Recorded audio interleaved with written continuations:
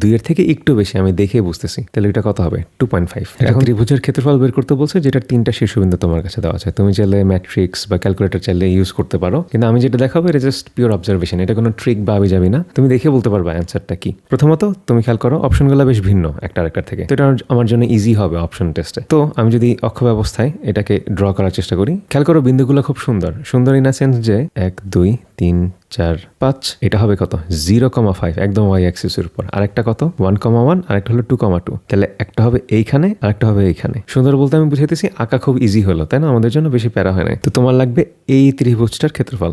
দেখো আমি কিন্তু খুব রাফলি আঁকতেছি, মানে আমার আঁকা অত সুন্দর হতেছে না। এখন এটার ক্ষেত্রফল বের করা তো টাফ, মানে টাফ ইন আ সেন্স যে আমার ম্যাট্রিক্স হাবিজাবি করা লাগবে। কিন্তু তুমি খেয়াল করো এই পার্টটার যে ত্রিভুজটা, এটার এরিয়া বের করা কিন্তু ইজি। সেটা কত হবে? এটার ভূমি হইতেছে 1 আর উচ্চতা হইতেছে 4। কেন?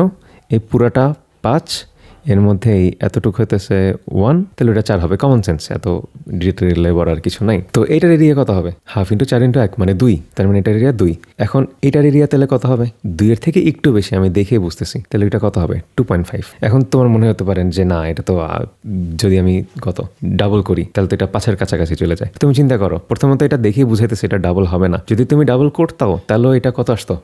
4 এর বেশি তো হবে না। তো অপশন 5 মানে 5 ইউনিট স্কোয়ার পর্যন্ত আমি এমনিও যেতাম না, আমার 2.5 অ্যান্সার হবে। তো ইজি, তুমি চাইলে এটা ভেরিফাই করতে পারো। 1 1 2 2 0 5 1 1 1 ডিটারমিনেন্ট হাফ, এটাই হবে এরিয়া। তো কত আসে? 2 - 5 মাইনাস 2 - 0 প্লাস 10 - 0। তো আচ্ছা, বাইরে একটা হাফ আছে, তাহলে 2 2 কাটা যায়, 5 থেকে 10 হিসাব নিকাশ করলে 5 5/2, তাহলে এটা আসে হচ্ছে তোমার 2.5। ওই তো এটাই অ্যান্সার। তো আমি জাস্ট গ্রাফে বসায় করতে পারি, বা আমার আসলে এটা আঁকাও দরকার ছিল না। আমি সুন্দর বিন্দু বলতে এটাই বুঝাইছি যে তুমি মাথায় কল্পনা করতে পারতা যে এই জায়গায় বিন্দুগুলো বসবে, তাহলে আমার পাশে হচ্ছে এই জিনিসটার এরিয়াটার কাছাকাছি কিছু একটা হওয়ার কথা। তো এটা কোনো ট্রিক না যে তুমি অন্যান্য ম্যাথেও খাটাইতে পারবে, এটা তোমার প্রশ্নটা দেখে মাথায় আসতে হবে যে আচ্ছা এমনও তো করা যেতে পারতো। তো এগুলো প্র্যাকটিসের উপর ডিপেন্ড করে আর কি। এই ম্যাথটা দেখানোর উদ্দেশ্য এটা ছিল যে সবসময় কনভেনশনাল ওয়েতে যে এই নিয়মেই শিখছি, এই নিয়মেই হবে, এটার মধ্যে ফেলাতে হবে, নট নেসেসারি। অনেক সময় তুমি ইজিলি জাস্ট দেখে অ্যান্সার করে ফেলতে পারবা যে এটা এমন হওয়ার কথা। তো এই পর্যন্তই। See you guys in the next video. Allah হাফেজ।